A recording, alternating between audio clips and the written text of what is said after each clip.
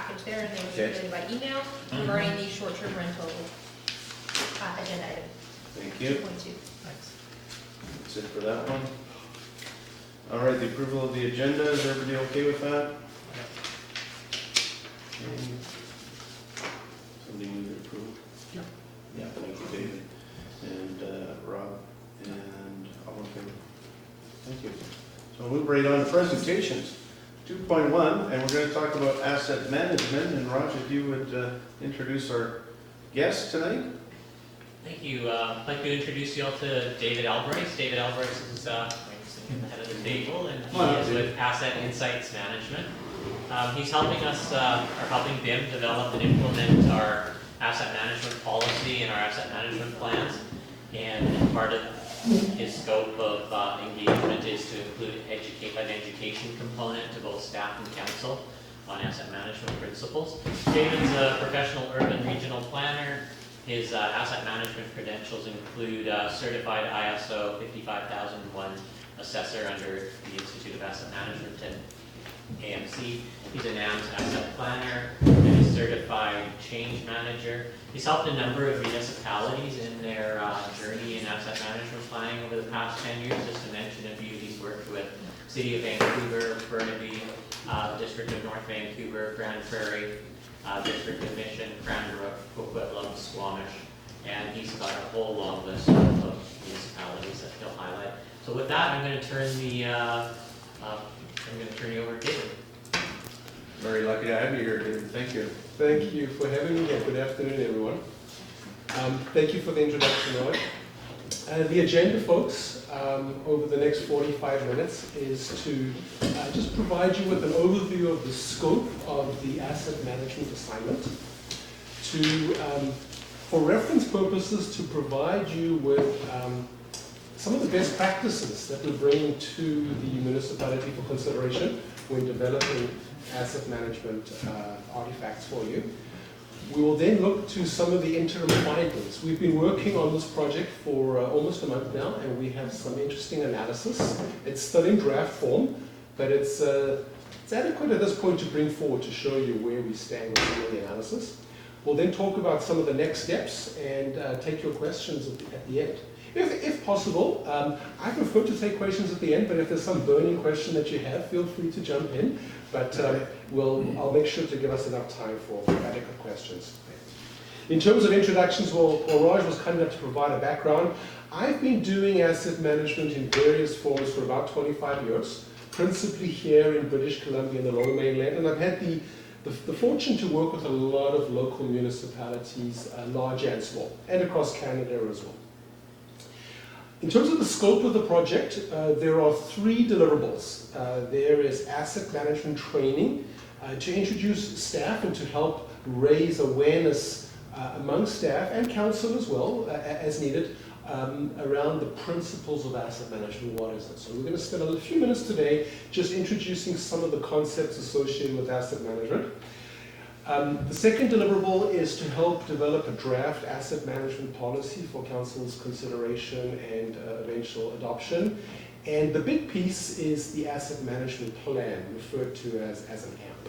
And I'm going to spend probably a good portion of this presentation today talking about the AMP, but I'll also be touching on asset management training and certainly on policy. The policy piece will come at the end, and I've chosen to present that at the end because it's all about operationalizing the asset management plan.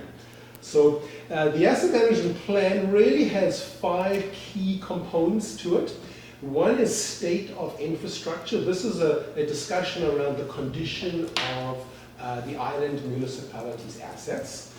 The second piece is around levels of service to various stakeholders, both internal and external. The third piece is around life cycle strategies for operations, maintenance, and renewal of the island's assets.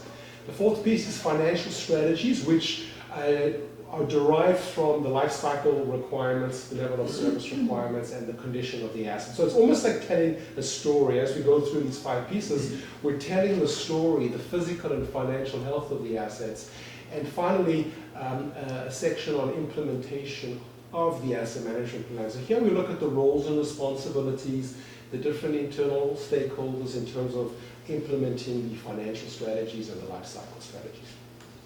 The asset management policy, which I'm going to get to a little later on, is really about the key principles for making decisions around asset management, thinking holistically, being systematic, considering risk in our decision making, seeking to optimize the performance of the assets, and obviously looking for sustainability as a whole.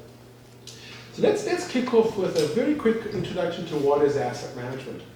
The international standard, ISO 55001, 31 countries participated in the development of that standard, Canada was one of them, defines an asset as anything that has real or potential value to an organization, and asset management as the coordinated activity of an organization to realize value from its assets. So the key word here is value.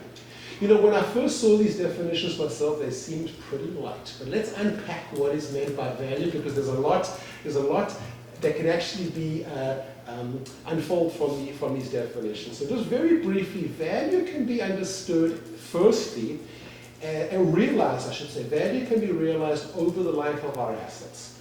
In other words, the decisions we make, even before we have an asset, when we're thinking about designing and acquiring and commissioning a new asset, those decisions that we make, and in the case of Bowen Island Municipality, there are a number of assets that fall into this category. We have the new fire hall, the recreation center, and the water treatment plant. So you have a number of assets where you folks are making some pretty significant decisions around the needs identification, design, and commission. Obviously, the selection of materials and the designs that are introduced are going to have a bearing on operating and maintenance costs, repairs down the road, how long these assets are going to last, what kind of upgrades may be required. And this is one way we realize value in asset management, recognizing the decisions we make at each stage in the life cycle of our asset will impact what's going to happen in terms of decision requirements further down in the life of an asset.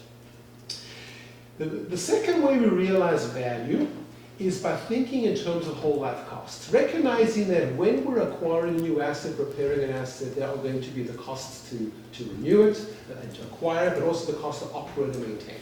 So finding the appropriate balance between the different elements of the life cycle cost of an asset. So best practice says we need to think in terms of whole life cost. When making a decision to acquire something, we should be thinking in terms of not what it costs initially, but what its life cycle cost is.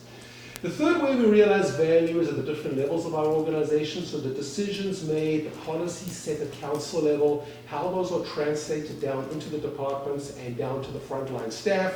And in turn, the work that staff does, they should have an awareness of how their actions on a day-to-day basis align back up with council policy and the vision, mission, and values of the municipality. The final way we realize value is recognizing that asset management is team. It's a team. We want to avoid functional silos. We want to recognize that although different departments have different objectives, ultimately we're all tying ourselves back to the organization's ultimate objectives. And asset management applies to all different types of asset classes. Typically, we see these 8 to 10 asset classes in a municipal environment. They're all within the scope of the services that we are providing to Bowen Island Municipality. To varying degrees. Obviously, the extent of your solid waste assets are limited more to some diversion, but there's no collection or landfill assets. So the range varies by asset class. I'm going to show, just for reference purposes, a few photographs we took of some of the different assets. Here we're looking at some of the facilities, different buildings, fire halls, works yard buildings, library, info center, buildings at the treatment plant, different pump stations. The second category is the transportation category, which we have roads, structures such as bridges and culverts. We've also contemplated sustainable active transportation, such as bicycle lane, the one pedestrian traffic signal you have. So we're trying to recognize the journey towards active and sustainable transportation practices on the island. The different types of fleet, from heavy fleet down to lighter fleet. The different elements of the water systems, from dams and wells through to the chemical treatment and the filtration of the water supply, hydrants for service for providing fire water pressure in the event of a fire event. The different stormwater or drainage assets, ditches, culverts and outfalls. The recreation assets, the different beaches, class A, B, and C, the different parks, neighborhood parks, community parks, waterfront parks, etc., and various other recreation and park-related assets. And a whole bunch of miscellaneous but very, very important assets such as fuel tanks, emergency generators, containers, storage sheds, and there is a plethora of these on the island, and a lot of them are captured either as part of the contents of buildings or equipment and fleet. So a pretty significant asset class. What we've been doing over the last month is arranging all these assets into a hierarchical structure. And the reason this hierarchical structure is so essential, you will see in a moment, because a lot of the analysis and reporting, the life cycle management strategies, the financial management strategies, tie back to the way we've arranged the hierarchical structure of these assets into logical functional categories, so that each asset is recognized as where it sits in the overall functional relationship in terms of how it supports level of service, how it helps mitigate risk, and how it provides value to the island municipality. Here's another example. I know you cannot read the text. The point is to let you to demonstrate that these hierarchical structures differ by asset class, and obviously recognize the nature of parks and recreations providing value in a very different way to the way water is or the way facilities are, for example. A few highlights on the data, because at the end of the day, the data is so important. There are 8,400 assets, approximately, that have been identified, ranging from somebody's laptop to a fire truck to a building to a sewage treatment plant, and all the components in that plant. So it's a pretty significant number of assets. There are 67 attributes. So in other words, for each of these 8,400 assets, we're looking at how old is it, what's it going to cost to replace it, what's its condition, what are the maintenance requirements. In the case of a pipe, what's the diameter of the pipe, what's the material of the pipe. So there are many, many attributes that are being analyzed relative to these 8,400 assets. They've been arranged into 8 asset classes, recognizing the different water systems, the different neighborhoods across the island, and also the hierarchy has been arranged into 5 levels. It all kicks off here because defensible decision making needs to be based upon good data. So let's turn now to best practices which are going to guide us. I want to show you some of the best practices that we've incorporated into the analysis that you will see in a few minutes. The first best practice is around grading the confidence of our data. Now, this best practice suggests that every piece of data, those 8,400 assets, those 67 attributes, should be recognized in terms of, well, how good is that data? How reliable is it? How certain are we about that data? So we've actually applied a 5-point data confidence scale to all of that data. And I'm going to show you the results in a moment. I'm going to show you the interim results in terms of where is Bowen Island in terms of the quality of the data that we are basing the asset management plan upon. The second practice is around condition. How do we grade the relative condition of the assets? The Canadian Infrastructure Report Card suggests a 5-point condition scale ranging from very poor to very good. Here are the qualitative descriptions of what is meant by an asset in fair condition versus an asset in poor condition. It's very important that we are consistent when applying a condition grade to all the assets across all the different asset classes, because only with the consistency in grading can council achieve cross-asset optimization, okay, and defensibility in decisions. So in a moment, we'll look at where the municipality sits in terms of the ultimate condition scoring. The third set of best practices revolve around the procedures and practices within the municipality. I don't expect you to read this text. The point is, again, you'll notice another 5-point scale for determining I'll read the top row there, where the island municipality has what the level of awareness is around these principles, how you're developing them, how competent the municipality is, whether you're optimizing or whether you've achieved excellence. So with regards to maintenance practices, we're looking at where is the municipality on this 5-point scale. We call this the maturity spectrum. Or in other words, how mature is the municipality in terms of how well you apply maintenance practices, how well you've developed asset management plans, etc. And in a moment, we'll show you the interim results of that preliminary gap analysis, again across a 5-point scale, from innocent through to aware, establishing, competent, and excelling. So let's take a look at the interim findings from the draft app, the work of the last month. The first graph is, and folks, the asset management plan, when you receive it, is about a 150-page document. It covers a lot of details. For today, in about 15 minutes, I'm just giving you a quick high-level summary. There's a lot of detail where you can drill down into each individual asset, and you can establish how these numbers were derived. You can see that transportation and water represent the two most significant asset classes in terms of replacement value, closely followed by a category there called pending assets. Pending assets contemplates the three big assets that the municipality is currently in the process of planning around: the fire hall, the recreation center, and the water treatment plant. Once those three assets come on board at an approximate $25 million value, they will represent a very significant portion of the approximate $80 million asset base. I'm rounding numbers, folks, just for the purposes of discussion, but we do report to a greater level of detail. This is simply a reference of the valuation of the asset base. This second graph is indicating the distribution of the condition of each one of these asset classes across the 5-point condition scale that I mentioned earlier, the Canadian Infrastructure Report Card, grading from very poor to very good. What you see, those red bars, represent the portion of that asset class that is deemed to be in very poor condition.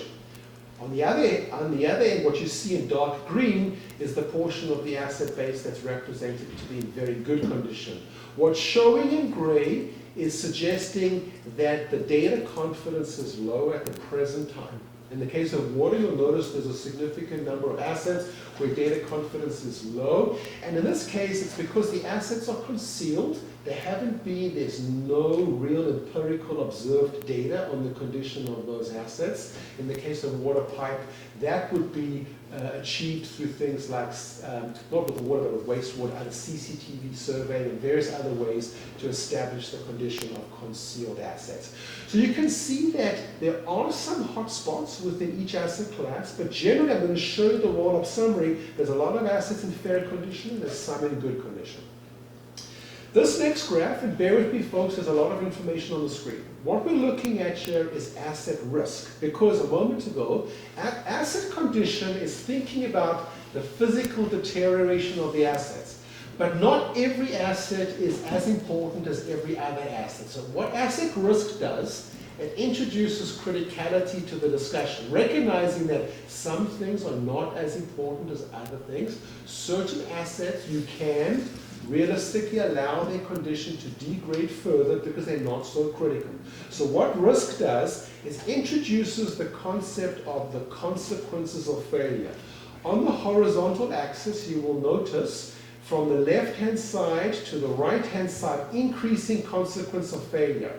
So any asset that's located further to the right-hand side of the graph, if there is failure, the consequences are greater. Water is there, fleet is there, sanitary is there. Now, this is draft, and this is showing a very high-level roll-up.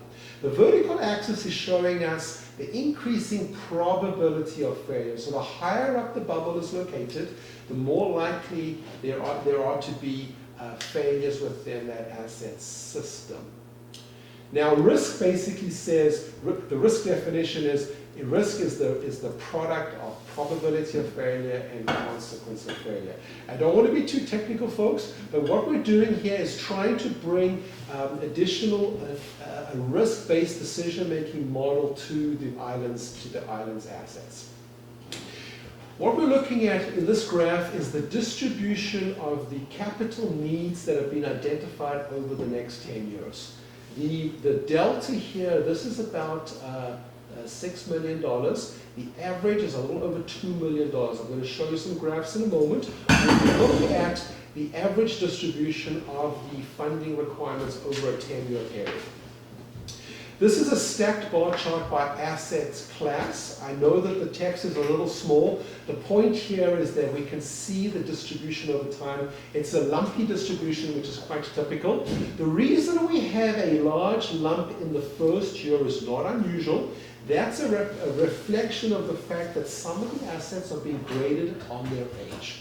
We don't know their actual observed condition, so an age-based model is being used to establish the condition of the assets. Nothing wrong with that, it's just a recognition that we are, where we have empirical condition, the model does use that. Where we don't know the actual condition, we use age as a proxy for condition. Okay?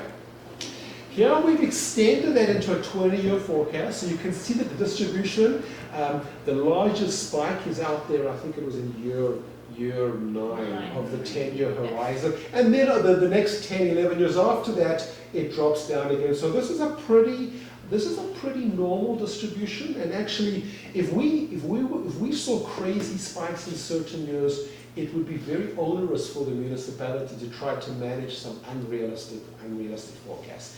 Now, this is a representation of what will be needed in terms of money for projects. The next few graphs are going to look at what will happen at different funding levels. So what will happen to the condition of the portfolio, and what residual risk would arise if the island municipality does not fund these projects to a certain level. Now, asset management recognizes that every organization works in a constrained environment and never has sufficient funding. So the question is, how do we manage these funding requirements with insufficient funds? The blue bars are the project requirements over the 10-year period. The black horizontal line, this one here, is assuming, if we assume, and this is a scenario, folks, if we assume a $2 million funding level, what happens is this dashed red line is the infrastructure gap.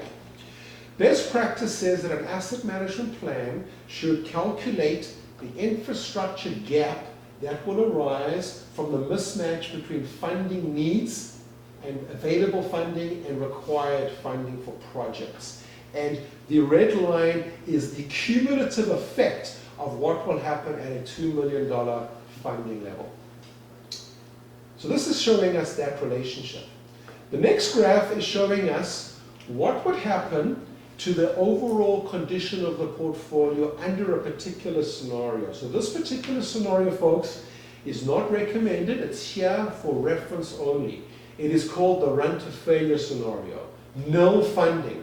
If the municipality did not provide any funding for normal life cycle capital renewal, you will notice that the portion of the portfolio in very poor condition will continue to increase dramatically over the 10-year period, and the average score, the Canadian Infrastructure Report Card score, will increase from 1 all the way up to close to 5. Currently, your score, and I'll show you in a moment, is between 2 and 3. So you're currently considered to be in fair condition, but that would deteriorate to very poor condition. Run to failure scenario, do nothing, spend nothing. The next scenario is $1.3 million funding per annum fixed over the next 10 years. You will notice that this is kind of a steady state scenario. There is an increasing in the portion of the portfolio that's in very poor condition, and there is a slow drifting up of the, or rather slow deterioration, if you will, of the condition score.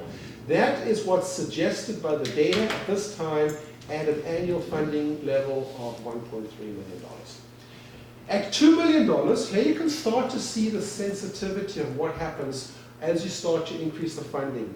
Note, we can immediately see that the portion of the portfolio in very good and good condition increases dramatically, and we sort of at I would say this is more of a steady state type of model. We continue to have assets within very poor condition, but we don't see any dramatic increase in that portion of the asset portfolio.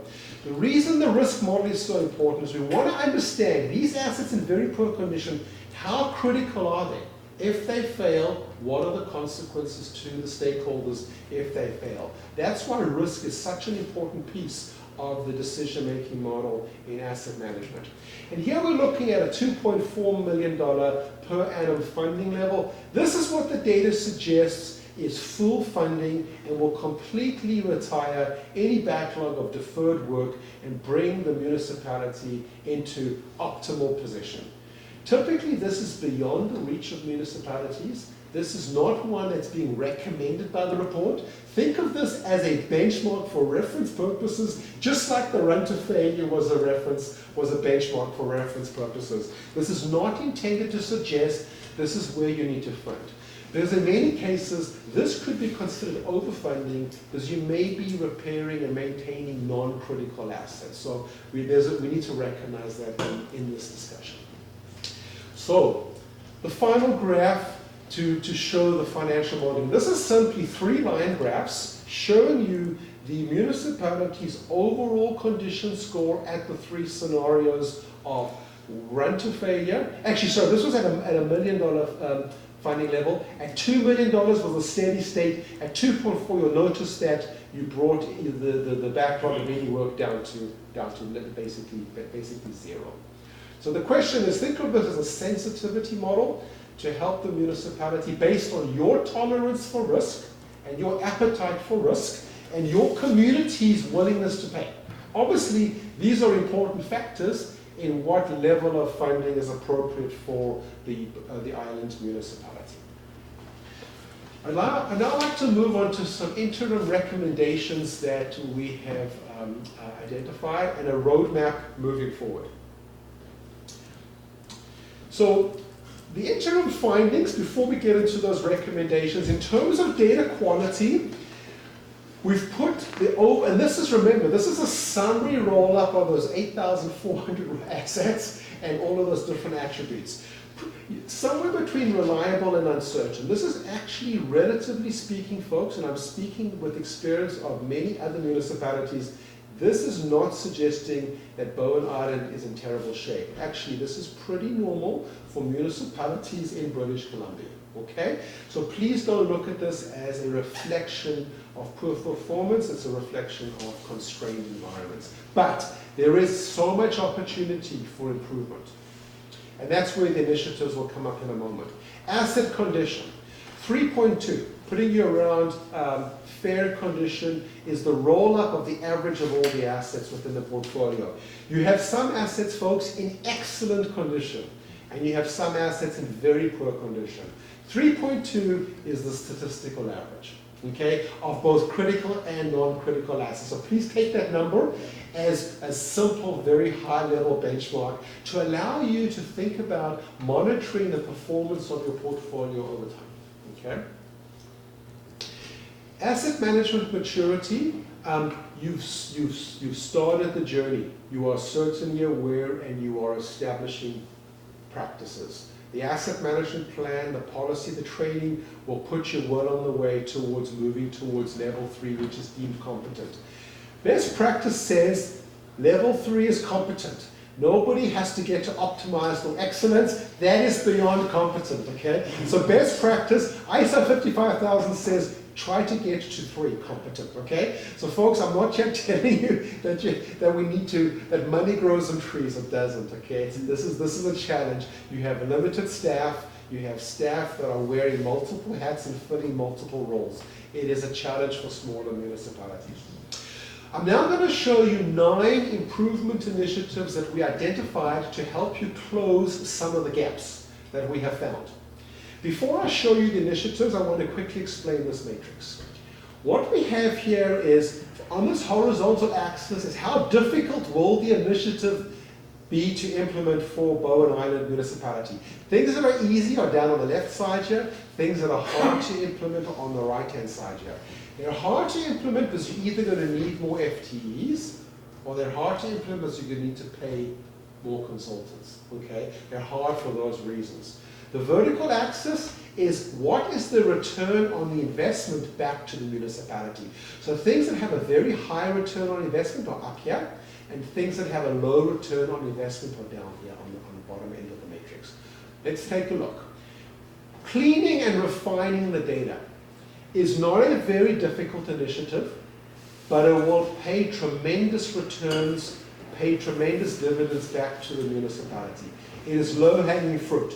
It is not a difficult thing to do, relatively speaking, and it will bring more defensibility to those financial numbers that I showed you a moment ago. It's about bringing rigor and defensibility to those numbers. Not a difficult initiative, very critical initiative. The next one is adopting the asset management policy. And we're going to talk about this in more detail in a moment. This is going to pay also tremendous dividends back. A little bit more difficult because it does require consideration of some principles, and it requires a commitment to those principles. It's not just signing off on a policy, but it's actually committing. A best practice says top management, being council, commits to that policy and provides the resources, etc., to actually allow that policy to be implemented. So we're going to look at some of those policy principles in a moment. The third initiative and the fourth initiative really go hand in hand. They're about developing a level of service register, and developing a risk register. Level of service is really about how we are measuring how well we are providing services to the community and to other stakeholders, and risk is about really looking and measuring what are the things that can go wrong, the failure of a water main, fire in a building, and those kinds of asset risk. We have started the process. The AMP that you haven't seen yet actually has a lot of conversation around level of service and risk. You do have some level of service going on now. You do have risk being managed intuitively right now. But this is about formalizing that process, developing formal registers of risk and level of service. The next initiative is about enhancing the municipality's GIS, the Geographical Information System. One of the problems that we identified in the data is that data that came out of the GIS was lacking attributes for certain asset classes such as water. So there are some challenges. The data cleansing recommendation in initiative number 1 ties very closely into initiative number 5. Initiative number 5 should not really take place until initiative number 1 is done. And in a moment I'm going to show you the sequential relationship between these initiatives. Right now we're just looking at which ones are major projects, which ones are low-hanging fruit. This is really about how do we prioritize them. Updating the inventory and the hierarchy to reflect the new assets coming online. This is recognizing that there are some very significant assets coming down the pipeline that are going to improve in very dramatic ways the level of service performance on the island, reduce the risk exposure, and they need to be quantified into the asset management plan. Enhancing the condition data, number 7, and developing an asset management strategy and optimizing the maintenance program or additional initiatives. In the interest of time, I'm not going to dive into those. We can address them if council wishes when we get to questions. I want to recognize the limited time that we have. Here we're looking at the proposed sequential rollout of the initiatives, suggested over a 2-year period. Could be stretched out further. This is really up to the municipality to decide. The reason a 2-year timetable was suggested was given the municipality's current plans around the commissioning of the water treatment plant and other assets. There are some initiatives that we suggest happen before that commissioning exercise occurs, before that treatment plant, fire hall, and other assets come into operation and into full service. Preferably these happen before that, but that's your choice to make. So cleansing the data, adopting the policy, developing the level of service and risk registers, enhancing the GIS. And the reason we want to enhance the GIS is because when we commission and take over operations and maintenance, we want this to be embedded preferably into the GIS, into your systems and procedures, so that we can practice good asset management. We can understand the level of service and the risk associated with these new assets and why they're so important. Okay? And the maintenance optimization really ties in as part of understanding how do we ensure that we are properly maintaining these very new significant assets. There's a simple visualization of that journey. Obviously, it's sequential, and it's up to the council and the community to decide how you want to proceed accordingly. Final piece before I move on to the policy. Best practice recognizes that there are 3 states of change on any journey of continual improvement. There's the current state, how we do things today. There's the future state, how we want to do things tomorrow. And I say how we want to because it's up to the municipality to decide what is your future state. It may not be best practice. You will decide how far you want to align yourselves with best practice. And then there's the transition state, how we get there. So I'm just going to highlight a few of the initiatives and how we get from where we currently have some data gaps and inconsistencies to a really cleansed and structured data set. Right now, the municipality is doing a lot of asset management. Some of it has been done very well, but it's being done intuitively and has not been documented. Very typical for a small municipality, in fact, even for large ones. Even many of the big, larger municipalities have not documented all their procedures. Very important if we have a changeover in staff. Somebody goes on vacation, there's an issue that arises, somebody retires. I know that you've had 1 or 2 significant retirements. It's all about transition planning, okay, and management of those kinds of risks, okay. Right now, a lot of intuitive risk management, the journey towards a more formal quantitative risk framework, from qualitative level of service to quantitative. I know that the municipality, I've read through your citizen satisfaction survey. The citizens are generally satisfied. There's a lot of good analysis around citizen satisfaction. But this needs to be translated right down to the ultimately down to the individual asset classes. And this list goes on. So I'd like to close, council and your worship with some comments about the policy, because this is what will enable the team, staff, to operationalize and embed these initiatives within practices and procedures. I'm not going to lecture council on policy. You folks are well versed in policy, bear with me, but obviously policy really helps to translate this hierarchy from municipal aspirations all the way down to municipal transactions.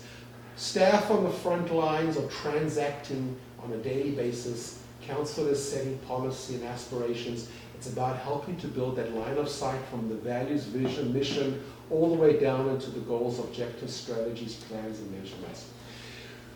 We have reviewed and are still in the process of going through all of BIM's aspirational documents, the item plan, the financial plan, the annual report, and we are extracting from all of these documents, and these are very well structured, very thoughtful, mindful documents. We are extracting from them pertinent sections to help write the policy and also help draw that line of sight from the policy to the individual assets. Many municipalities struggle because they have very well articulated aspirations, staff doing a lot of stuff on the front lines, but there's something missing in the middle to help staff interpret and translate some of those aspirations. Clearly, as those aspirations feed down into the individual asset classes, like parks and transportation, and also climate change adaptation and various other things. So obviously the official community plan and the island survey from 2018. That was the document that we're really using as the key artifact for referencing the analysis of the level of service framework in the asset management plan. The definition of policy, forgive me council, you folks are familiar with this, but I just want to state it. The intentions and directions of the organization. The intentions and the directions formally expressed by the top management. ISO 55000 that I mentioned earlier says that the policy should be appropriate to the purpose of the organization. It should obviously be scaled to the island municipality. It would not be best practice to bring forward a policy that's inappropriate for a small island municipality, where you have a limited complement of staff and you have a community distributed in various neighborhoods. So the policy will reflect that. There's some principles around good practice and best practice. The policy, when you see it, we will ensure that it is clear and concise, that it establishes a long-term horizon, that it will allow council to mindfully consider the policy and eventually adopt that formally within the organization. One of the final slides I have today is an example of some of the policy principles that have been written into asset management policies by other municipalities. And I've worked on helping write policy for at least a dozen municipalities over the last decade. And obviously, regulatory compliance, right up there at the top. And that's something you're doing today. It's just a reaffirmation in this policy. And it already exists in so many other policies as well. It is simply a carry forward of an existing commitment.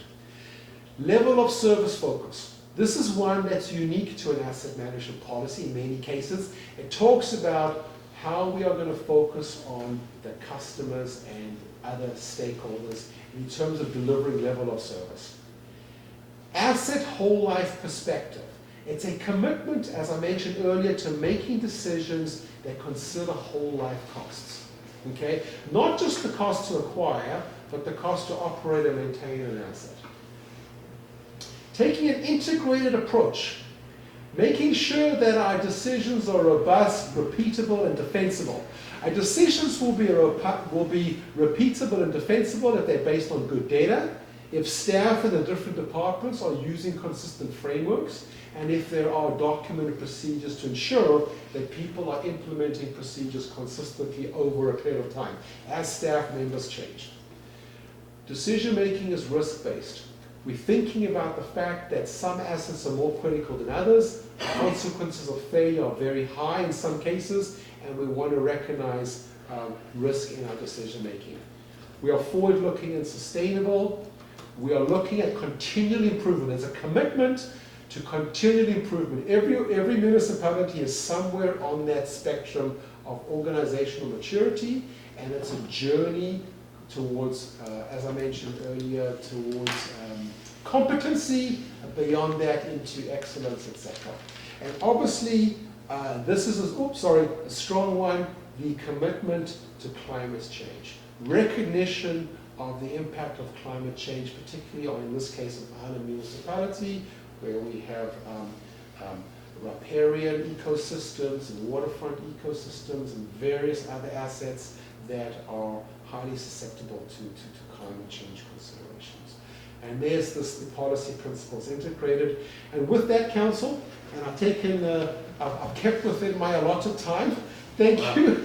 With that, I'm here to take your questions. Well, thank you very much, David. I must commend you on that presentation. It was amazing. There's so much information there, and you put it in a very simple way so we could get a real good handle on it. But you've done an amazing job. You've done an amazing job. Thank you. Thank you, Your Worship. Thank you.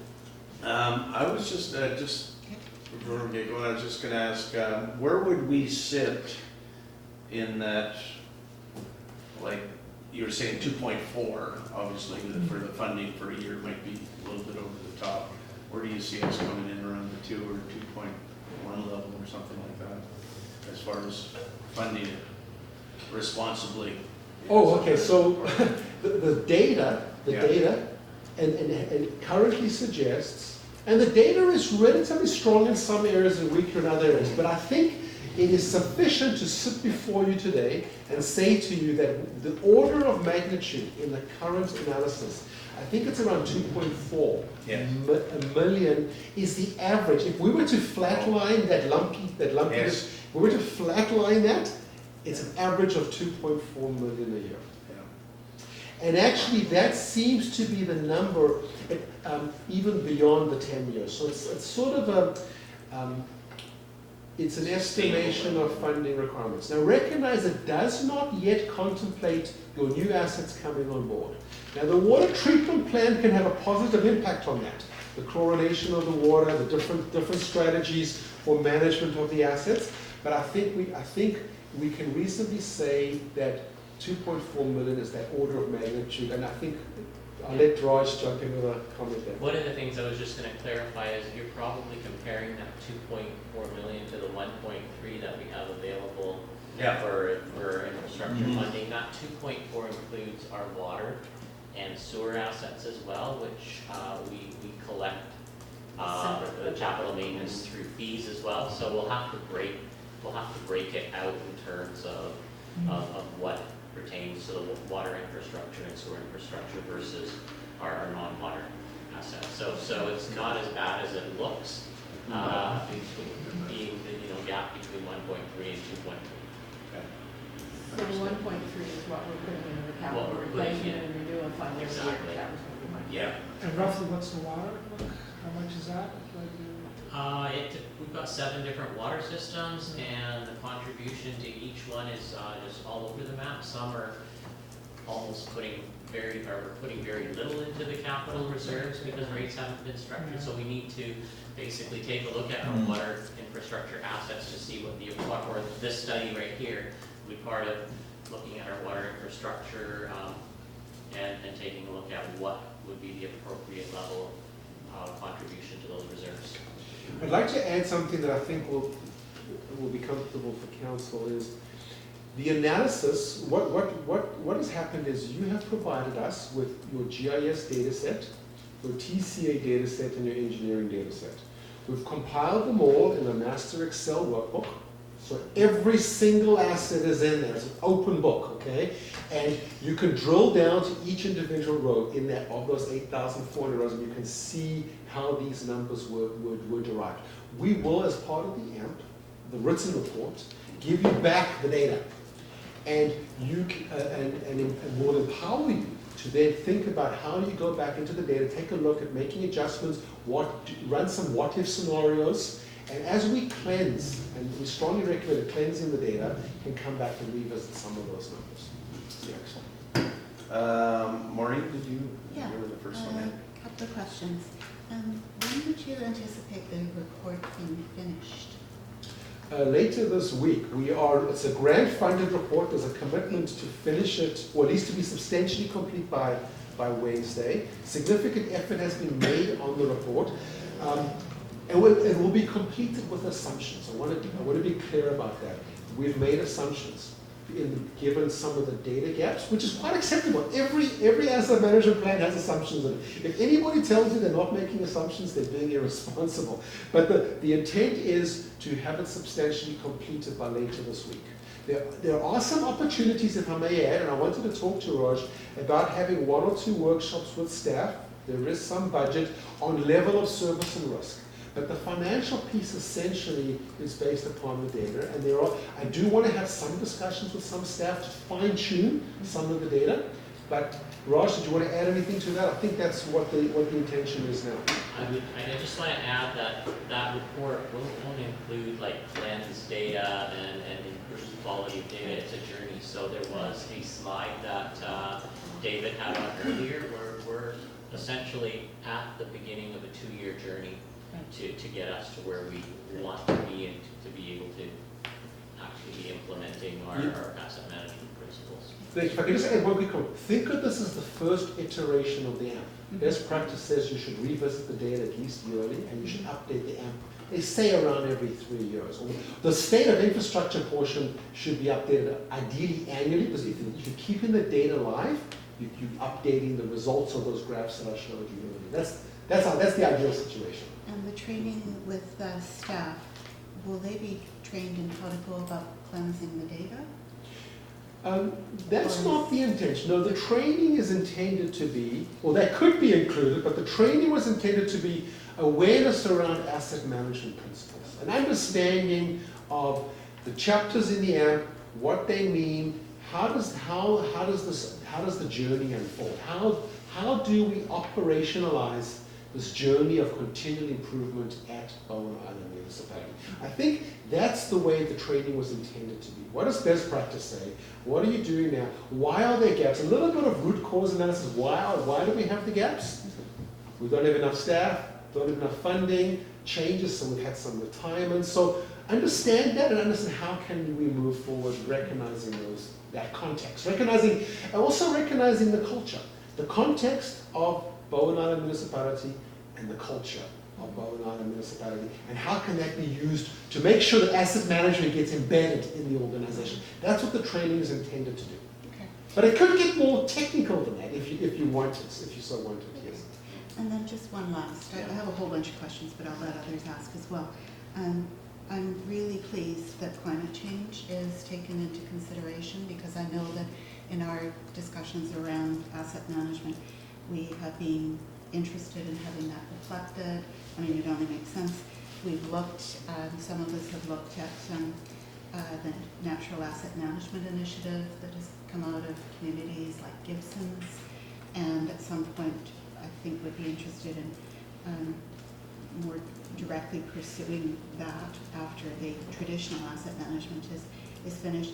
And then just finally, I'm really delighted that the Island Survey 2018 was useful for you. Definitely. There'll be a 2019 as well.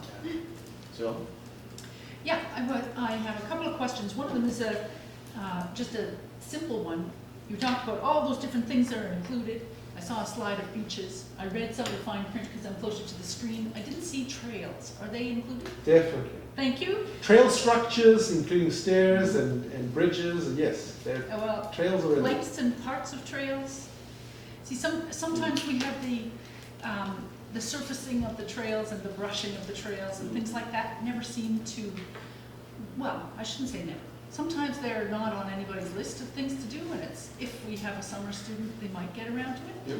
And so I just, the lengths of the trails and the surfaces and the brushing of them, that's, So what I can say from recollection, there are hundreds of, well, dozens of trail structures that are in that data set that I mentioned, and trail segments.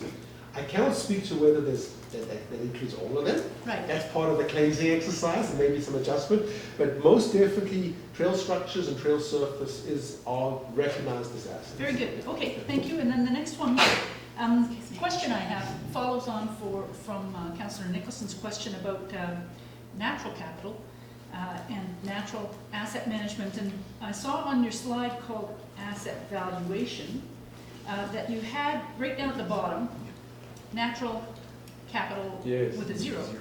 And yeah, you said it too. I'm just, I'm wondering if you have any recommendations for how to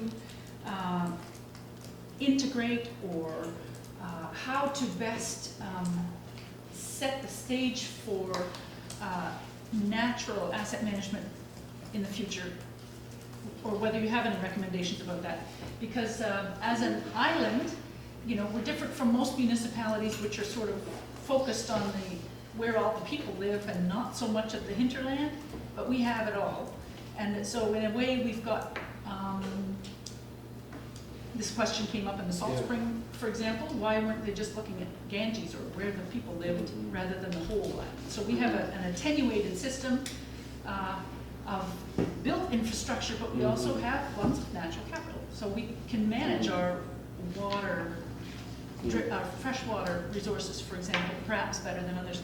And I'm wondering if you will be bringing forward any recommendations about how to integrate that or make it feasible on our journey, bring them together.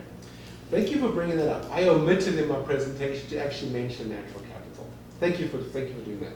So firstly, in the report, wherever appropriate, we do talk about the distinction between engineered assets and natural assets, built and natural assets. And in fact, that's why on some of the graphs you will see natural capital as a placeholder. It's there to stick out, to remind us that as part of our journey, we've got to think about valuing the natural assets and recognizing them in the journey. So what Raj and I spoke about is, there will be some placeholders where they will show as zeros on graphs. They're intended there for that reason, okay? So we don't forget them. And in fact, I realized, I omitted a second thing, in that suite of improvement initiatives, I showed you 9 of them, there will be a natural capital initiative in there. That'll be added to the suite. I realized I omitted that from my slide deck. Thank you.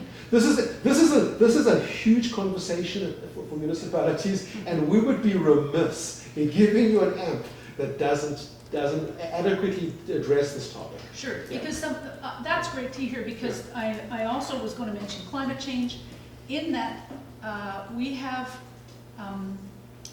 activities like industrial logging that may affect some of our natural assets.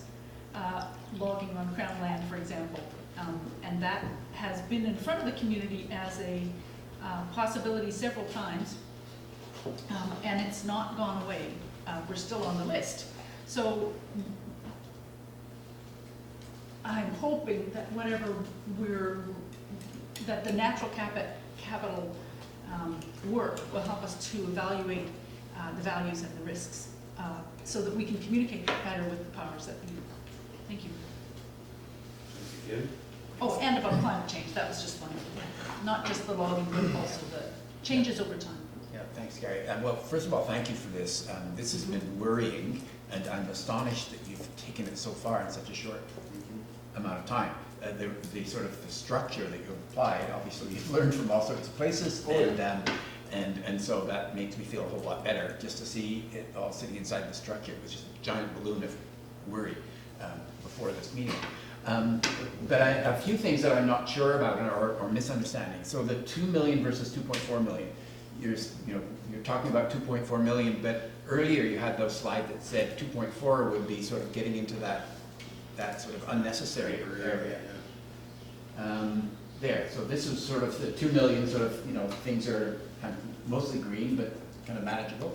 Whereas the other one that you had at 2.4, next slide, you felt was excessive, but yet you were just recommending 2.4, so I'm not sure. Sorry, I was just recognizing that this could be, that it's up to you to determine what funding level is appropriate. This is just for reference. All I was trying to point out, and perhaps I should be very careful, is that it's really about understanding. Well, I should go backwards. If we're doing this scenario here, we need to understand what is this red. Okay. How critical. That's the point I was trying to make, and I don't think I expressed myself properly. I think I was just trying to recognize that this could be a perfectly acceptable scenario as long as we understand the risks and we can manage those risks. Okay, That's what's important. That was actually my next question. Is how do you have you, in the work that you've done, and you've answered it, is that we need to understand what the risk is of those red bits, and so that's not done yet. Correct, and that's why one of the initiatives was the risk register. Right. The risk register will identify all the consequences of failure for the different assets. Right. Environmental consequences, social consequences, and financial consequences. So the risk process is really about doing a triple bottom line analysis and weighting it. It comes down to doing like a pairwise analysis to weight different things and to apply scores to them. How likely and how big will the consequences be if we have a structure fire in the building, or somebody slips and falls, or a tree falls on a road? So there's a whole slew of these kinds of risks, and they need to be understood because they actually manifest, and they will manifest because if our assets are in poor condition. The likelihood of those risks occurring is greater if our assets are in poor condition. So in your ongoing work, will that be part of your ongoing work, is understanding the risks of the various assets that are before us? When you say ongoing work, my mandate ends when the AMP, this first version of the AMP is done. So ongoing work for staff and whoever you engage, that will be part of that ongoing All right, work. okay, thanks. Sorry, I've got one more question. I know other people want to. If we could go to your activities, I liked your little chart where you had consequence and cost or difficulty. Oh, I see. The initiatives. Yes, The initiatives. Yes. This one here, yes. Yeah, so click down a bit. Now, so to do all this work, how do we understand what the costs would be of all this work? And why does, you had adopted an asset management policy, you had it on another graph that showed a bunch of time. Why does that take a bunch of time? It seems like we could just say, yes, let's do that, and agree. So how difficult is all this? Is that You cost? have to define a whole bunch of the areas. Well, I think, first of all, this is draft, okay? So I'm giving you an interim presentation. Raj has asked us to provide a roadmap.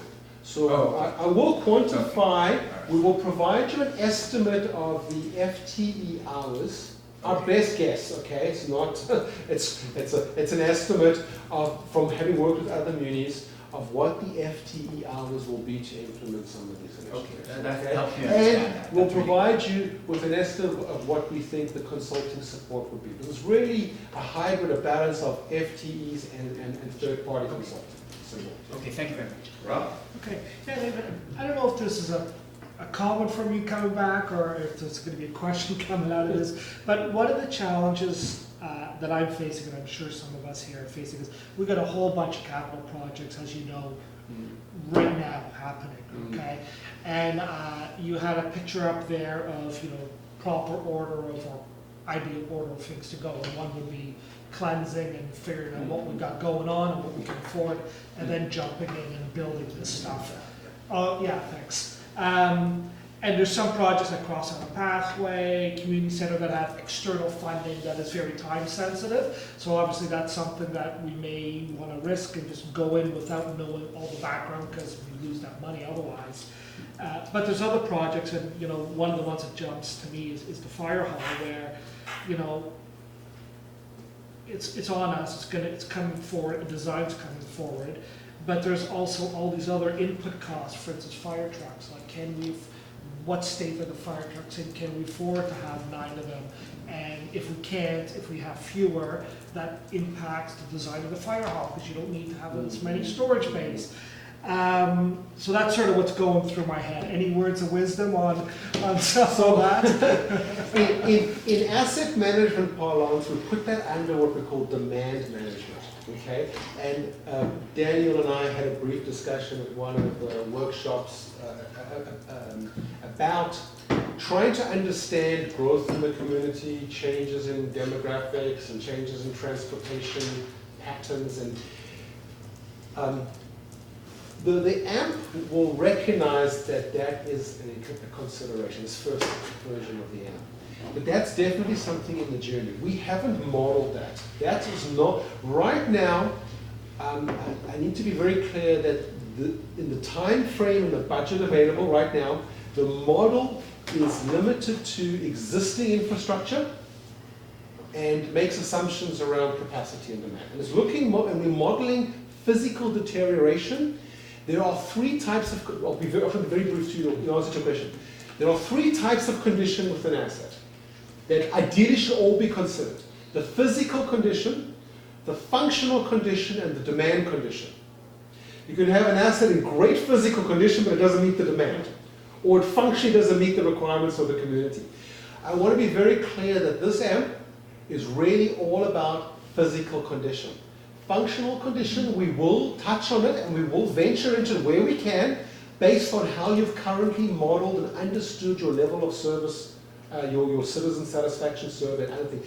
That's why there's an initiative in there about level of service. That will help us better understand the functional performance of the assets.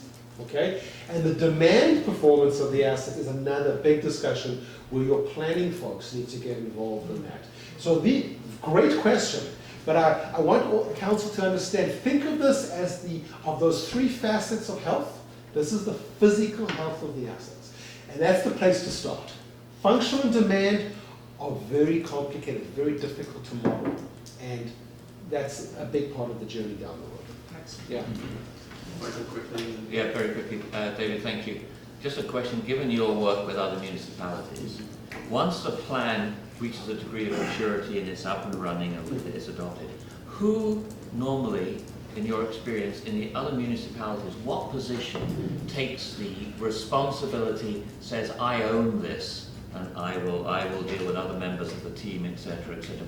What position is usually the one that actually picks this up once we've got over the first year or year 2? In whose domain does it fall? You know, it depends on who is the sponsor for asset management in the organization. So sponsorship of asset management is important. So lots will depend back to the policy. So I think your question is going to be answered indirectly through the policy. The policy will include some language to talk about sponsorship, to how we're going to champion this. Best practice says that asset management doesn't have to sit within any particular department. Wherever it does sit, whether it's in engineering, public works, or finance, and these are the various places we see it sitting, as long as that group is empowered appropriately to implement. That's what's important. So the best I can answer your question, sir, is that I think it's going to depend on policy commitment and empowerment, and so that the champions can run with it appropriately. That's the best, right now, that's the best answer that I can give you. I'm not saying that it should be in any particular department. As long as we have empowerment and commitment, you can achieve it from any department. Thank you. This will be a long journey, and we're just getting started, so there's a lot of information out there. David, thank you very much. That was Thank you, amazing. Council. Thank you. There is a recommendation here. The recommendation is that the committee of the whole recommend the council direct staff to draft a policy for asset management practices based on feedback provided at the July 29, 2019 committee of the whole. I'll move that. Maureen, and all in favor? Thank you very much. That's unanimous. That's tremendous. And I guess it's 2.2 and community planner short-term rental.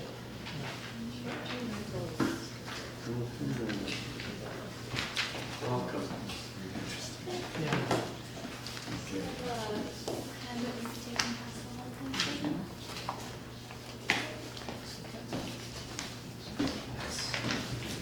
We'll just hand it over to you, Anna. You're ready to go. Thank you. Thank you. So this is the short-term rental policy development project that was started in earlier this year, March timeframe. And that work program was authorized by council at the February 4th council meeting. And really quick background on how this project came to be. Stakeholders from across the community, including community residents, staff, local businesses, short-term operators themselves, bringing up a number of concerns and issues regarding short-term rentals, resulted in council directing staff to undertake some community engagement to further understand the short-term rental needs in the community. The project is broken down into 4 phases. We're currently in the second phase to engage key stakeholders. That phase is on schedule and wrapping up today with the workshop with council to present findings to date. As you can see, a number of engagement initiatives have already happened. The details are in the staff report.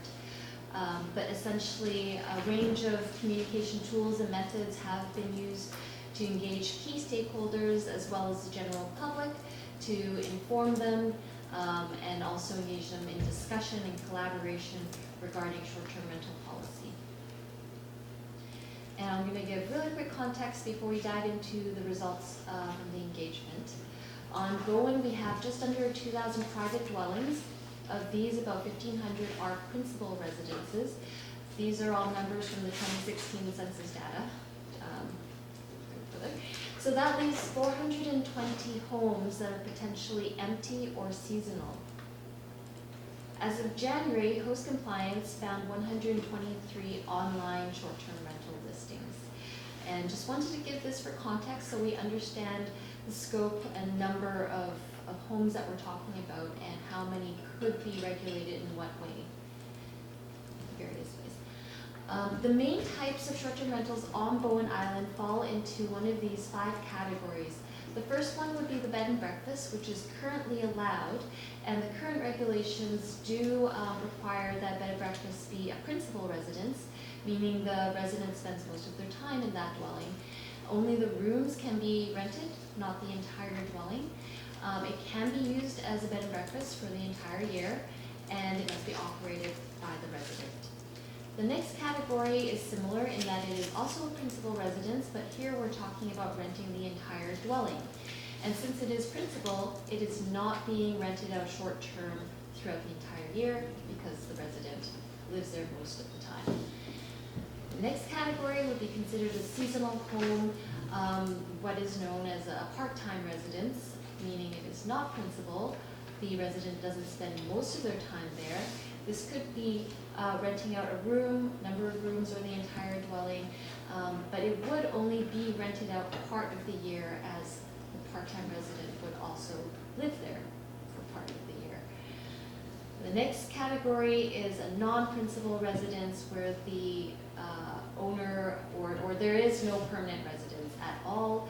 It is the entire property being used for short-term rental throughout the entire year. That would be considered a commercial short-term rental. The last category is a secondary suite, so we're not talking about the principal home. This would be an accessory residential unit, being the distinguishing feature of this category. It could be lived in as a principal or non-principal residence, and you could be renting out a room or the entire unit. It can also be occasional or used as short-term rental year-round, but mainly it's the accessory residential unit. And I know that's a lot of information taken, that's why I provided the handout. So each of the categories are on the handout if you wanted to reference them through the rest of the presentation. So getting into the engagement, I'm going to start with the results from the survey. The survey was mainly broken down into a series of opinion statements to gauge public opinion, and then a few preference questions. These first three opinion statements pertain to why it is important to have short-term rentals on Bowen Island. We're talking about how they provide important revenue for homeowners and short-term rental operators. They meet a demand for temporary accommodations on the island, and they also contribute to local tourism industry and businesses. And as you can see, across all three different stakeholder groups, we have residents, visitors, and operators broken out here. Agreement with these three statements is high. We are pretty much hovering between agree and strongly agree here. The next four statements pertain more so with the concerns of the impacts of short-term rentals on the community. We're talking about impacts on rental availability and affordability, neighborhood character, as well as neighborhood safety. Agreement here is not as even or consistent across stakeholder groups.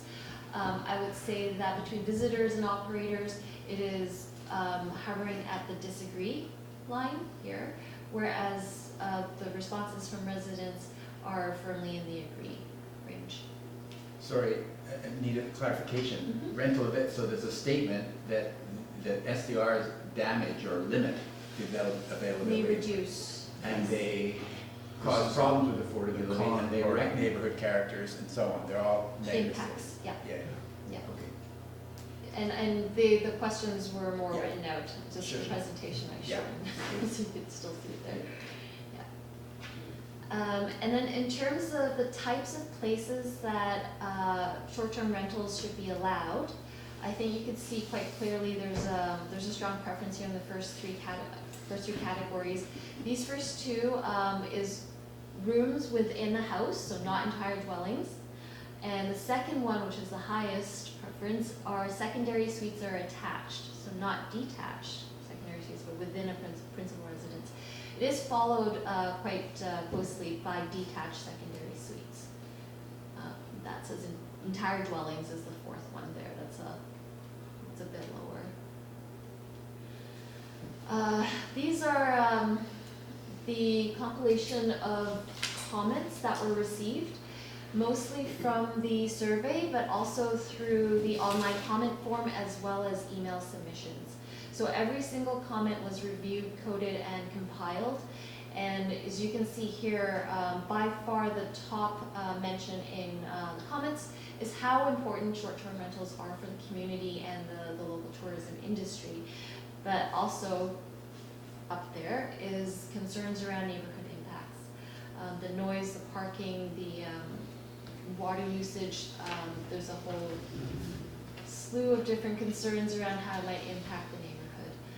Also very common concerns that came up is the importance of the income that short-term rentals provide for homes, especially part-time homeowners, in order to maintain the home and afford the housing costs.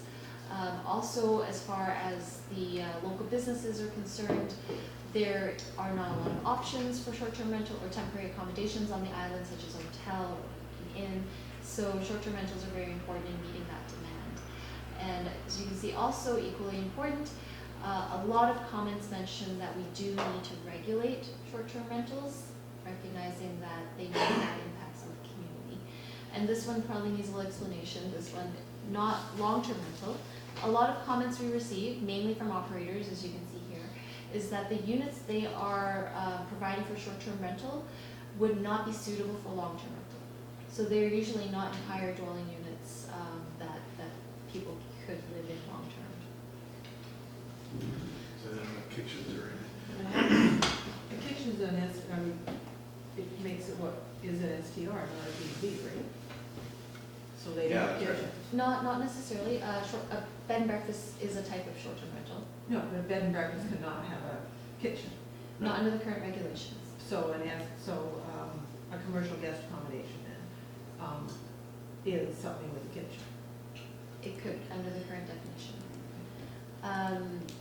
Essentially, I think the main finding factor here is secondary suites. Our current regulations do not allow short-term rental in secondary suites, and they have kitchens. So continuing with the comments, I broke down the regulatory tools that were suggested in the comments, and you can see here by far the business licensing was the most popular suggestion, followed by the requirement for a local contact.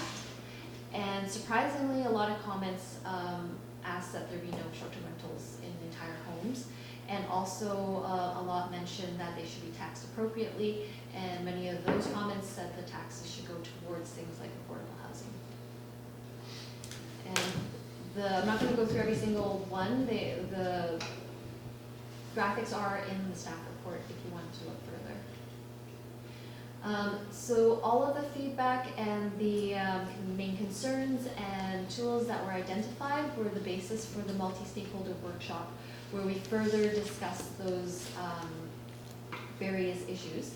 And you don't have to read all of that, but I can tell you that the outcome of the workshop was quite wide-ranging and varied.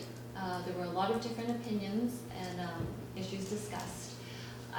The main strongest consensus that we got is that short-term rentals should have a business license. And as part of that license, the local contact information should be provided, sufficient liability insurance, and adequate parking. So those across the board were generally well supported.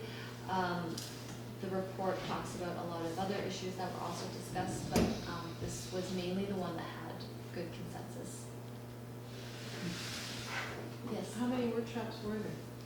There was one stakeholder workshop. And the stakeholder is defined as?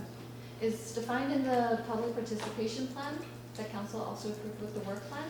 So it covers the 4 stakeholder groups, citizens being homeowners, tenants, as well as visitors and tradespeople. Potential operators, so those are property owners or people that are considering starting short-term rental.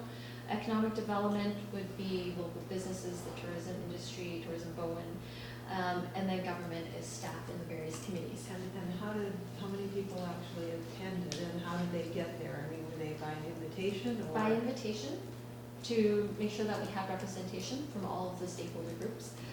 Again, the details are in the report, but there were 15 people that attended, and the breakdown of that, I would say, is almost half were short-term rental operators.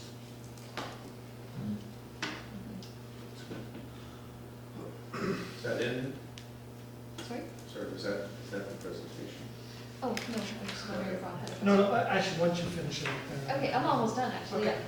yeah. So I just wanted to wrap up with a couple of notable remarks that came out of the workshop. Really strong opinions on the fact that short-term rental income is very important to a lot of households on Bowen Island. For various reasons that may change throughout the course of time, such as people retiring, transitioning from seasonal to permanent homes, or vice versa, changes in family size or composition. So it was a big conversation. And out of that, I think the main thing that was impressed upon is that the policy we go forward with should try to keep the regulation minimal and flexible, while recognizing that some regulation is necessary to protect the community. That's pretty much it. And then I want to open it up for general discussion and maybe turn your attention to the handout at this point.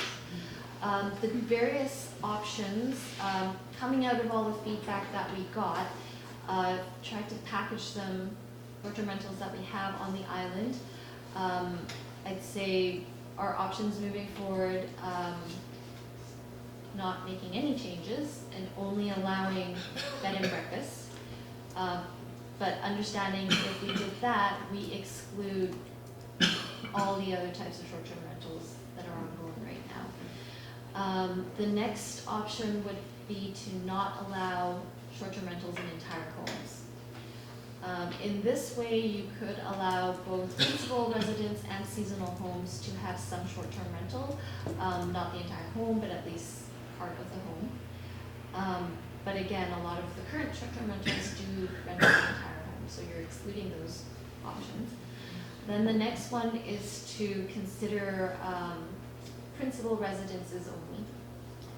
And in this way, we're ensured that there is a residence, a regular resident in that home that is part of the community on a regular basis. But again, we have a lot of seasonal homes on Bowen, and I forgot to mention this, but when we're looking at a potential 420 homes on Bowen that could be seasonal homes, that is well over double what most municipalities have in the region. So we have a lot of homes that could be seasonal homes for that type of community. So only allowing short-term rentals in principal residences would mean excluding that option for short-term rental use for all seasonal homes. So that brings us to the next option, is to allow short-term rental in seasonal homes. The main concern here is that while it's easy to determine if a residence is principal, it is not so easy to determine if it is a part-time seasonal home where there is someone that does use the home on a regular basis, but just not most of the year, versus a home that the owner never uses and bought just mainly for a commercial short-term rental. So in this case, you might want to consider a special license with extra restrictions and regulations in place to address those concerns, or to go through a temporary use permit where there is a public process and allows neighbors to weigh in every 1 year, 2 years, or 3 years, up to the maximum term of a temporary use permit. And then the last option there is really to address whether or not short-term rentals can be in secondary suites. So the feedback we got was quite varied. As you recall, the feedback from the survey, secondary suites was a very popular option for short-term rentals. But then also keeping in mind that when council approved the bylaw to allow for detached secondary rentals, it was with the objective to provide more long-term housing, which is not short-term rentals. So that is a very important consideration. If this is a use for secondary suites. And if it were, if council does feel that it is appropriate to allow short-term rentals in secondary suites, we could consider additional regulations such as requiring at least one principal residence on the property. Either the principal dwelling or the secondary suite to have someone that's regularly living on the property, which other communities have done. Okay, we'll start with Maureen. Thanks, Emma. This reflects a lot of work. And I'm curious about your thoughts on potential revisions to the land use bylaw that might flow from the acceptance of some of these other short-term rental categories. Does that question make sense? Like concerns around amendments? No, and the definitions that are currently in the land use bylaw for Daniel, I think, understands where I'm coming from. I think how we see it is bringing the policy and having clear direction from council on the policy, and then working sort of backfilling that to say, okay, now we're changing the land use bylaw. So it probably would be like, depending on what level council wants to go, we would say, okay, these are the changes that are appropriate in the land use bylaw to make it. So maybe it's revising the bed and breakfast definition, or maybe it's adding another accessory use that's permitted, or it would kind of depend on what level we want it to go. Okay, so start from what we Yeah. want and then look at the land use bylaw. Okay, thank you. So a couple of, thank you for all this great work. And could you go back to one of the first slides where you had the numbers of the types of buildings? 1925, yeah. Potentially empty seasonal homes. So those are the ones that the 420 could be available. Those are the ones you were just talking about at the beginning, the seasonal homes, part-time, secondary. Oh, seasonal, okay, good, thank you. Principal. Oh, I got them wrong, okay. Thank you. Private is the first one. All right, thank you. And then my concerns is, I've read through some of the notes, like from Josie Osborne about a year ago when the mayor of Tofino came to talk to us about their situation and the concern about wanting to protect our community, which I agree with, and also some of the situations I'm seeing on some of the other Gulf Islands where, like Tofino, they can be, this short-term rental use grows, becomes part of the economy, and has a pretty strong effect because there's no limit. So part of my question is, what does council think is enough, or how do we perhaps constrain it, the numbers, or when do we have a gateway where we make a decision to allow more? Because otherwise, it grows. And so my question is how much, and also where distributed? Should every neighborhood, seeing the neighborhood be reflected there as one of the concerns, the impacts on neighborhoods, should any particular neighborhood get more than their share? You know, it's like we have neighborhood beaches, we have neighborhood trails, we're trying to spread things out so that it's fair for islanders, and so I'm wondering how we would manage the distribution of short-term rentals. And then those are my main ones, to protect the community. Having said that, I'm really glad to have this. I know about, for family gatherings, whole house short-term rental can be really valuable. And we rented, and my sister rented one in Hawaii, and I was there in May. And to have a family home, to gather your family in, it was valuable. I can see the point. So I'm happy to look at this and see what's right for Bowen, but also how much and where is right for Bowen. And I think it's a really good idea to regulate it because of the communities that have felt the impacts and that we've been hearing from. And so I'm glad to have all this info, and I might have more to say later, but I think we need to have a balance. And seeing that split response in the survey, once you got to the issues from where residents started to really differ from visitors, and I would question how much weight should we put on the input of visitors to our community planning, and also operators. So where the visitors and operators input varied, and their opinions varied from the community members, I'm concerned about that split, and I would like to focus on the community members more, because we're a community with a community plan, and we want to focus on our own citizens, I would think. That's my perspective. But anyway, there's some input. Okay, Dave? Thanks, Emma. Really, tricky issue, but nicely done report. Good work. Just some of the things that are not on this sheet, but you've mentioned, so licensing, yes. A local resident manager, really important, yes. Tax, yes. Then getting into some of these, obviously have mortgage helpers is really important, but obviously not wrecking neighborhoods is really important. So some of those things, like having a local manager, obviously helps with that. I think looking at your stuff going across the top, the commercial SDR, in other words, someone's got a home and they're not there at all, it's not seasonal, well, that should be that should not be an SDR, that should be rental, part of our long-term rental. So I agree with the no, I've got a no circled around that one. And then the secondary suite, the purpose of the secondary suites was to provide rental, so that should be no as well. Although I know of some examples where it's hard to know whether you call this a secondary suite or not. It's like a little hut, and there's, you know, some services in it, but it's not a place you could live.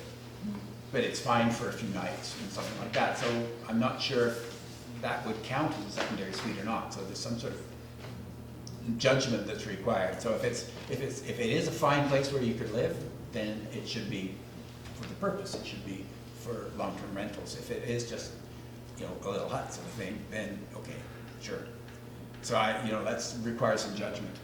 In terms of the other boxes down here, yes, allow short-term rentals in all principal residences. And I would say yes in the seasonal ones as well, but I like what you said, the higher risk of neighborhood impacts, so you'd have to have some care and management around that. And the secondary suites comment that I just made. Okay, so that's sort of feedback, but obviously a little bit more work on this, but really nice. Certainly do. Nice piece of work. Rob, I'm just conscious of the time. Yeah, So and we'll try to wrap I'm not this. going to go over These Sue Ellen early dates days, because I yeah. think we're sort of all on the same page. Just a couple of quick ones. One of the things I want to make sure that we're not, I haven't heard of a lot of issues coming up from the short-term rental, so I don't want to over-regulate to solve a problem that we don't have in the first place. I think just having that context in here is important. Also, around bylaw enforcement, obviously, if we get regulations, we're going to have to start enforcing it, which is going to be going to cost us money. So I just want to make sure that that is recouped from short-term rental properties, that isn't coming from some other pot that's going to subsidize that. And quick comment, I don't know if you have feedback on this, Emma, but so there's going to be some people that are noticeably very worried right now, like, are we going to draw the line here or here, and how's that going to impact me, because everybody's been sort of doing their own thing to date. I thought about grandfathering in existing places if we do go in a policy direction that is going to negatively impact people that have come in at a time where there wasn't that regulation around. The way grandfathering works is if at the time a new bylaw comes into effect, the use is in compliance, it can be grandfathered. The use is or isn't? Is. So currently, the only short-term rental that is allowed right now are bed and breakfast as a home occupation. So we couldn't And the grandfather. commercial guest accommodations in Snugg's. Yes. But outside of As that, a- we could not grandfather people in, outside of that. then. So if someone is operating in contravention of the land use bylaw right now, They can't be they grandfathered. cannot. Okay, thanks. I would say to add to that, if that's a concern for council going forward, then we come up, and the approved policy is different.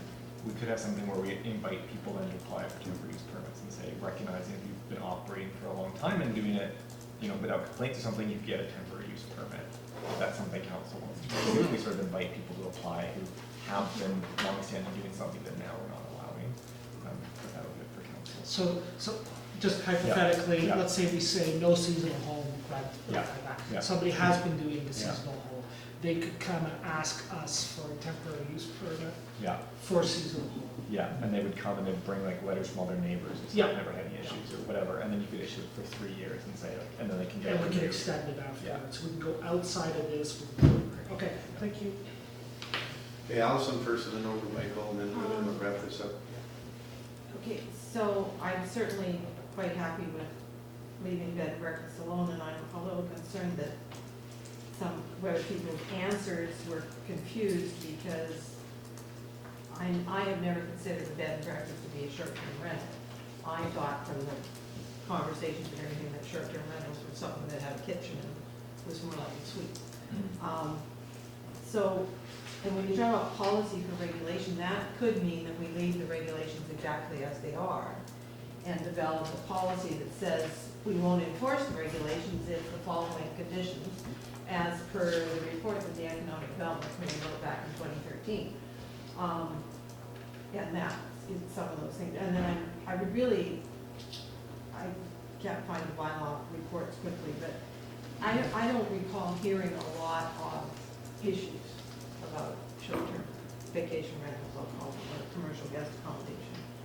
And I have a lot of people that I know that are seasonal homeowners, and they would be very upset to hear that they are not considered, that they don't contribute to the community and are worthwhile members of the community, because many of them, the bulk of them are very worthwhile members of the community, and our businesses wouldn't thrive without them.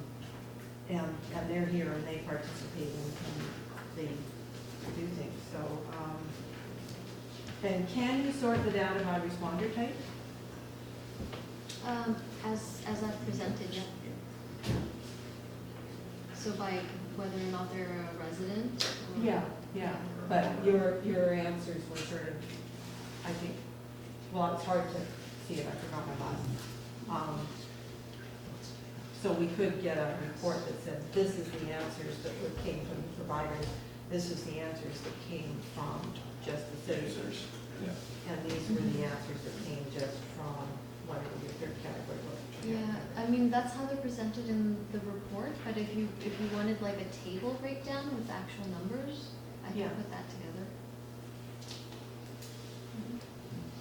Michael? And since we may well be in the process of drafting a report, I think the most complicated area of this, or one will be the most difficult, is in the area of entire homes. And what I would just commend to you is some of the excellent letters that we have in our package, our on-table package, and others, referring very articulately to the management of some of these entire homes. And also what I would like to point out is that when is an entire home a principal residence and when is it not? Because sometimes that may well vary, owing someone might have a principal residence for a period of time, non-principal, intending it to be a principal residence, is how they're funding it. So please, could we spend a special attention? Most of this, I think some of this is excellent, and I like the idea of the minimum regulation, by the way, because how much of this is ultimately controllable anyway.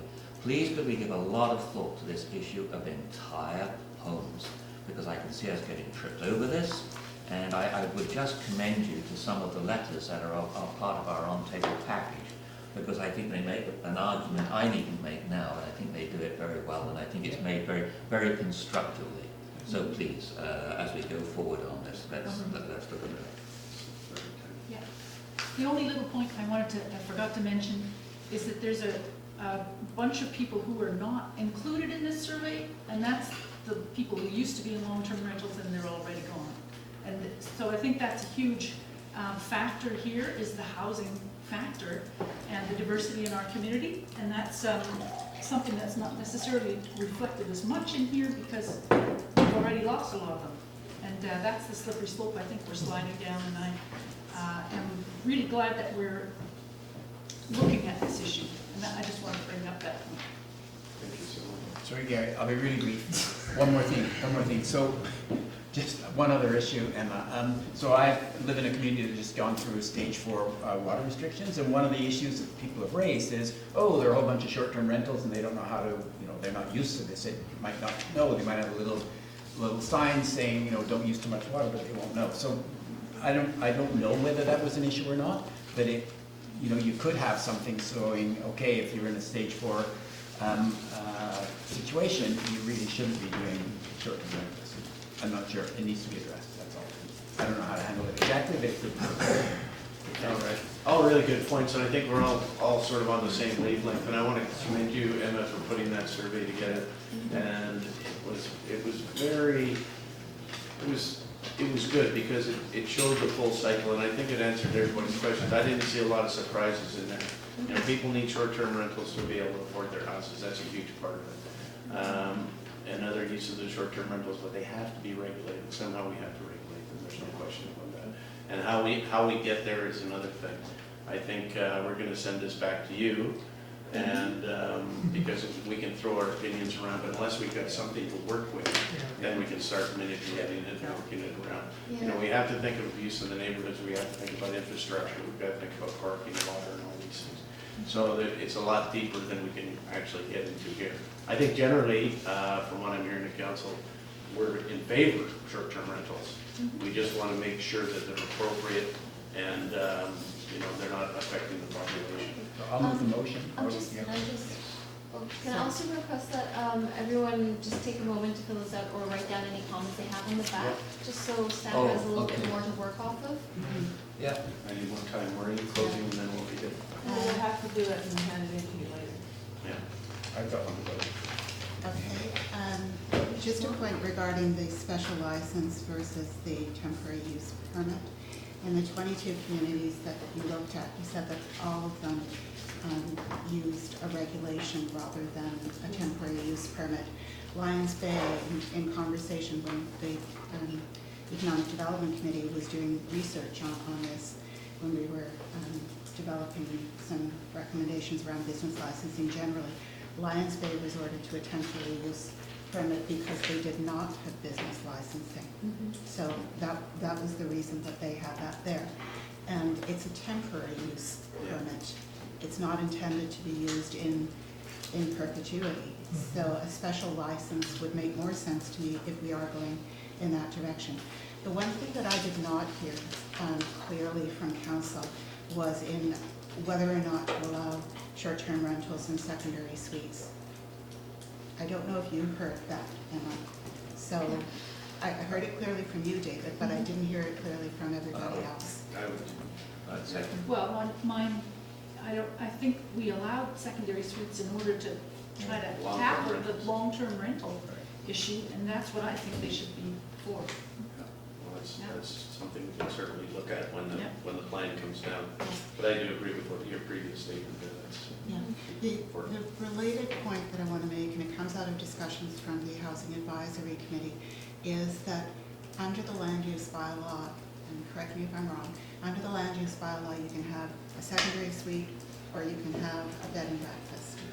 And there are some properties where it makes total sense to have both, given the size of the property, given the fact that there might be a purpose-built, detached secondary suite on that property. So I think that that might be something that will come back to us as part of the related parcel of issues in the land use bylaw, whether it actually makes sense to have in place that kind of restriction. Well, like I say, this is a much deeper conversation, and we'll get to that in time. David, do you want to read that recommendation? Sure. That the Committee of the Whole recommend that Council direct staff to draft a policy for regulation of short-term rentals based on feedback provided at the July 29, 2019 Committee of the Whole. Second? All in favor? Thank you, it's unanimous. All right, and I will move to adjourn. Second? Thank And you. remember to, Yeah, we'll get that into. By when? today if possible. Okay, I had prepared